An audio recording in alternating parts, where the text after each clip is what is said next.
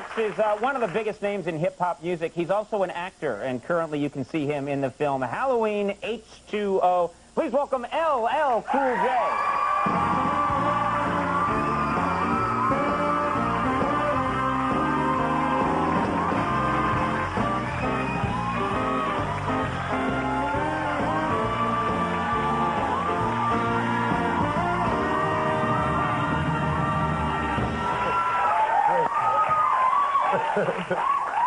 This is shocking to me. I love the look. Yeah, I'm, soul brother number 9.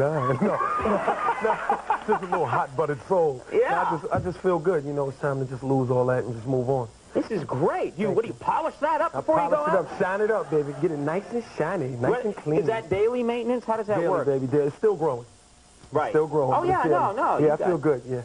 This is funny because I'm not used to, a lot of people aren't used to seeing you without a hat. Without the hat. But I felt like, if I continue to wear a hat, I'm going to continue to be kind of pigeonholed into rap music and that whole image that people have seen for 14 years. Right. And in order for people to understand that I'm real serious about acting, got to remove the hat. Take it off. Must remove the hat. Must remove it. Was there a ceremony where the hat was removed? Was there some sort of sacred event where everyone removed it slowly and...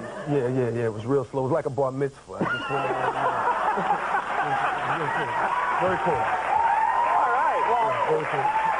It's funny because there was a period in your life where you took the hat very seriously. Very seriously. You wouldn't take it off for anything. I wouldn't take my hat off for anything. As a matter of fact, one time I was in the Dominican Republic at a friend's wedding, and I had my hat on. That's when I had an afro. So I was soul brother number 10. But I had an afro. So the hat was too low, sort of a container for the afro. I had the hat tight on my head, went underwater, and came up choking because I wouldn't come up until I found it. Were you swimming? What was going on? I was caught in a wave. You were swimming in the ocean with your hat on? I was swimming in the ocean. You swim with that hairdo, don't you? No, I'm just kidding. I was swimming in the ocean with my hat. I don't take this wig off for anything. I'll tell you right now. You and Marv. Yeah, no, right. There are some differences between us.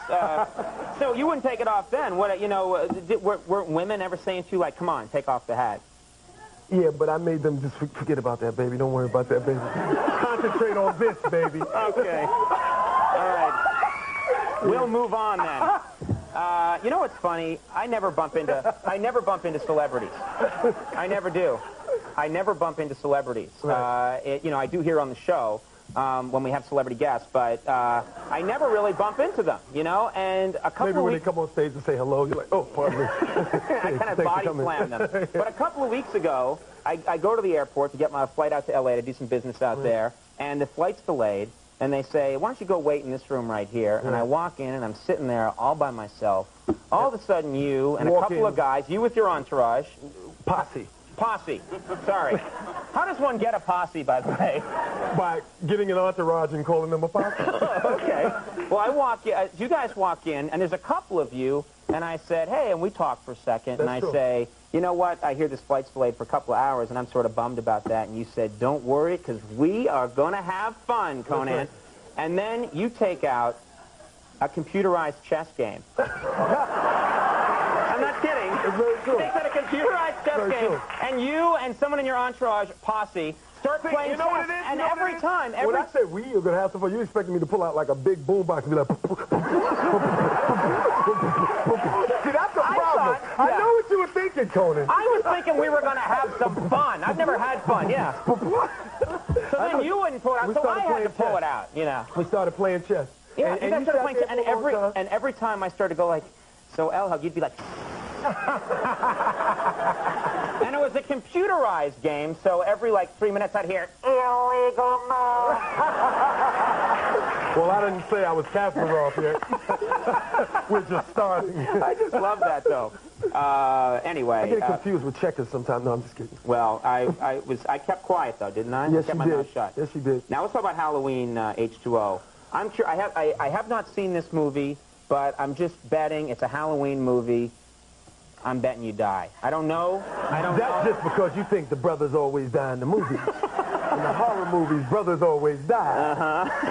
So brother number 9 is deceased. Yeah. That's what you're thinking, but it's not. But, you never know. You can't say. You never know. It's not like that all the time. Right. And sometimes it is, so. Right. You know. But, I mean, as long as the check clears, we can get past those things. Yeah, yeah. You know, but Halloween H2O is a fine movie, fine piece of celluloid. It's working very well. The celluloid's going well, huh? It's going very well. 25 million in the first week. It's doing very well. No, that's nice. It's doing very good. You know what's fun? It's mostly Jamie Lee, so don't think I'm bragging. Yeah. It is funny how people talk about numbers. Like 10 years ago, people just said, yeah, the movie did well. 10 years but now, ago, you can bump into an old lady on the street, and she'll say, like, yeah, Halloween H2O, $14 million. And that's over 1,500 screens. And you're like, how, people shouldn't know that stuff. I know. Well, you know, this world, technology has made the world a lot smaller.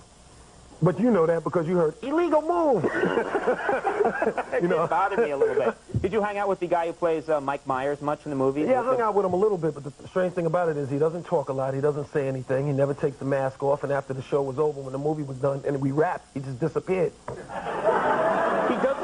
He doesn't take the mask off? Period. He didn't say anything, nothing. Right. You know, every now and then you might hear, you know.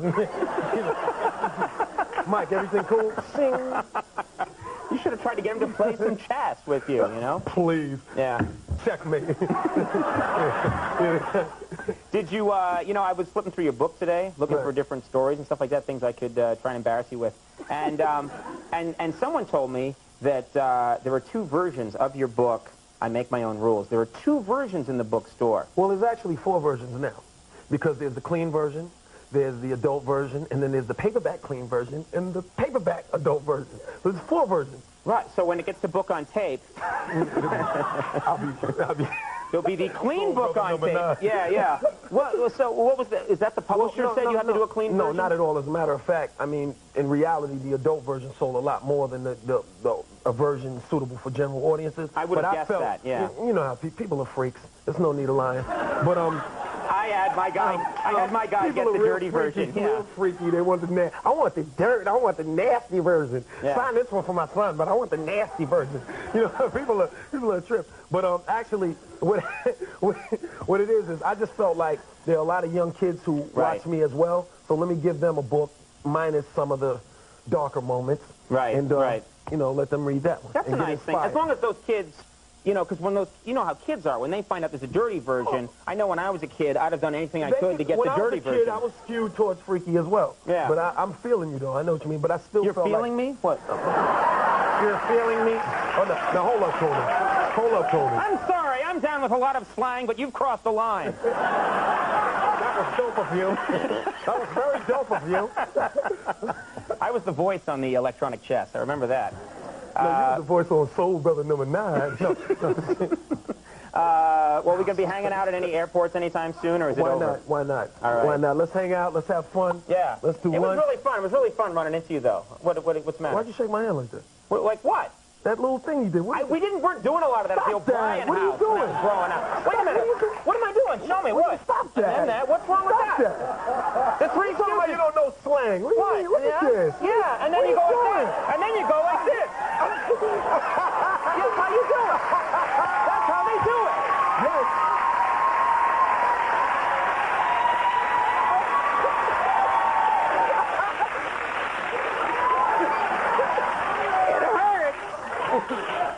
That's the way Mo, Larry, and Curly did it, and that's the way it should be done. Man's Great Adventure. Halloween H2O is at theaters now. Hey, LL, come back anytime. Definitely, Seriously, it's always fun. Definitely. Tony! Jonathan Richmond coming up. We'll take a break. We'll be right back.